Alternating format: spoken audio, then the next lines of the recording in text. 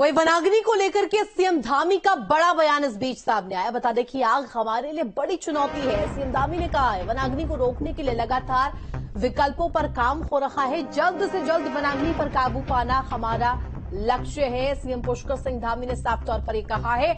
Army के helicopter की सहायता भी लेंगे। इंडियन एयरफोर्स का यहां पर सहारा लिया जाएगा, ये कहा है सीएम पुष्कर सिंह धामी ने। तो देखिए किस तरीके से यहां पर वनाग्नि को लेकर के मुख्यमंत्री पुष्कर सिंह धामी का बयान सामने आया है। वनाग्नि को रोकने के लिए तमाम विकल्प पर काम किया जा रहा है। जल्द से जल्द वनाग्नि पर काबू पाना हमारा लक्ष्य है, ये भी उन्होंने बयान में कहा है।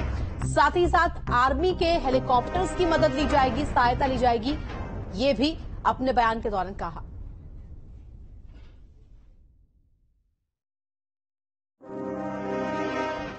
जय सर। आग हमारे लिए बड़ी चुनौती है और इसके शांत करने के लिए, वनाग्नि को शांत करने के लिए, आग बुझाने के लिए सभी विकल्पों पर हम काम कर रहे हैं। चाहे वो सेना की मदद लेनी हो, अन्य संस्थानों की मदद लेनी हो, लोगों को लगाना हो या इसमें कड़ाई करनी हो। जो लोग इसको जो है कहीं पर भी आग लगाने में शामिल हैं, उनके खिलाफ कड़ी कार्रवाई करनी हो, वो सभी विकल्पों पर हम काम कर रहे हैं। हमारा लक्ष्य है कि जल्दी से जल्दी हम इस पर काबू पाएं। आर्मी के हेलीकॉप्टर और आर्मी की सहायता हम लोग पहले से भी ले रहे हैं और कल भी यहाँ पर ली गई है, निकट भविष्य में भी लेंगे। जंगलों में लगी आग से उत्तराखंड काफी प्रभावित हुआ है। लाखों की वन संपदा राख हो गई। जंगलों में लगी हरी वनस्पतियों के जलने से निकला धुआं घाटियों में फैल गया है, जिससे लोगों को आंखों में जलन महसूस हो रही है। वहीं दूसरी तरफ जंगली जानवर भी बुरी तरीके से प्रभावित हुए हैं। आपको बता दें कि वहीं अब HNB गढ़वाल ने इकोलॉजिकल सिस्टम में गड़बड़ी के बाद शोध कर खुलासा किया है। दरअसल गढ़वाल विवि के चौरास परिसर में अत्याधुनिक मशीनों के जरिए पर्यावरण में हो रहे परिवर्तनों पर नजर रखी जाती है, जिसके लिए वैज्ञानिकों की ओर से एथनोमीटर विश्लेषक लगाया गया है। आपको बता दें कि जिसमें इन दिनों वनाग्नि के बाद हो रहे कार्बन उत्सर्जन की मॉनिटरिंग की जा रही है, जिसमें साथ ही यहां एथनोमीटर से अहम डेटा भी जुटाया जा रहा है, जिसके हिसाब से ही अब कहीं ना कहीं एक्शन लिया जा रहा है। टीम्स जो है विकल्प पर काम कर रही है। शोध छात्र अमनदीप बताते हैं कि इस धुंध के कारण आंखों में जलन, सांस लेने में दिक्कत और इसके साथ साथ कई ऐसी समस्याएं हैं जिनसे लोगों को दो चार होना पड़ रहा है। लेकिन इसके और भी दूरगामी घातक परिणाम देखने को मिल सकते हैं।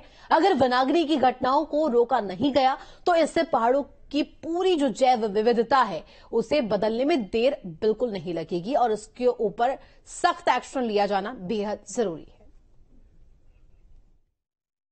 जो आजकल जंगलों में आग लग रही है, उसके कारण अगर आप देखेंगे जो ब्लैक कार्बन की जो कंसेंट्रेशन है, जो अगर आप देखेंगे कुछ भी चीज जलती है उससे कार्बन के छोटे छोटे पार्टिकल रिलीज होते हैं और वो वायुमंडल में फैलते हैं। जो सामान्य तौर पे जो श्रीनगर में हम लोग जो ब्लैक कार्बन की जो कंसेंट्रेशन है वो हम लोग 1000 नैनोग्राम पर मीटर क्यूब हम लोग आम दिनों में मेजर करते हैं। बट आजकल जिस हिसाब से हमारा इंटेंस फॉरेस्ट फायर हो रहा है उसकी वजह से ये जो वैल्यू है ये अगर आप देखेंगे 16,000 17,000 तक जाती है। एक हमें इवेंट मिली है जिसमें ब्लैक कार्बन और फॉरेस्ट फायर की वजह से ब्लैक कार्बन की मात्रा कंसंट्रेशन हमें यहाँ पे बढ़ती दिखाई दे रही है और काफी दिनों से फॉरेस्ट फायर हो रही है और जिसकी वजह से आज टेम्परेचर में भी इंक्रीमेंट हुआ है और ब्लैक कार्बन की कंसंट्रेशन में भी इंक्रीमेंट हुआ है। जो वनाग्नि है जिसको फॉरेस्ट फायर बोलते हैं बेसिकली, इससे जो है हमारी आंखों में नुकसान हो रहा है। जैसे सुबह उठते उसमें आंखों में जलन वगैरह महसूस हो रही है। हमें हमारे जो बॉडी में है, जो हम सांस ले रहे हैं उस सांस को लेने में भी हमें तकलीफ हो रही है। हमारे प्रॉपर ऑक्सीजन हमको मिल नहीं पा रही है इस फॉरेस्ट फायर की वजह से, जिससे हमारा ऑक्सीजन लेवल भी कम हो रहा है और जो हमारे आसपास में जितने भी जीव जंतु हैं उनके लिए भी ये बहुत हानिकारक है। पौड़ी जिले में बेकाबू होती जंगल की आग को बुझाने के लिए अब वायुसेना के हेलीकॉप्टर की मदद ली जा रही है। वायुसेना का हेलीकॉप्टर श्रीनगर पहुंच गया है। हालांकि इस बीच जंगल की आग के कारण आसमान में छाए धुएं के कारण वायुसेना का हेलीकॉप्टर पानी की बौछार के लिए उड़ान नहीं भर पाया। डीएम पौड़ी ने बताया कि बीते कुछ दिनों से पौड़ी में वनाग्नि की घटनाएं तेजी से बढ़ी हैं, जिसके कारण वायुसेना से पानी की बौछार करने के लिए मदद मांगी गई, जिस पर अब हेलीकॉप्टर के जरिए जंगल की आग पर काबू पाने का प्रयास किया गया। आज का जो मॉर्निंग का लार्ज फायर का नंबर था 23 एक्टिव लार्ज फायर्स थी और कल ये नंबर 12 था और टोटल फायर्स का नंबर 139 था। तो कॉन्टिन्यूस फायर के ज़्यादा इंसिडेंट्स के चलते कल हम लोगों ने एयरफोर्स के रिक्विजिशन के लिए रिक्वेस्ट की थी और फॉर्चुनेटली आज उसकी एरियल रेकी हो चुकी है।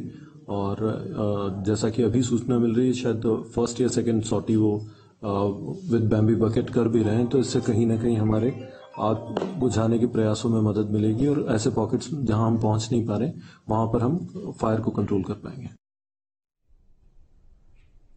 कुमाऊं मंडल के जंगलों में लगी आग और धुंध के चलते हल्द्वानी से पिथौरागढ़, मुनस्यारी और चंपावत को चलने वाली हेली सेवा को फिलहाल बंद कर दिया गया था, जिसके बाद अब मुनस्यारी को छोड़कर पिथौरागढ़ और चंपावत की सेवाओं को शुरू कर दिया गया है।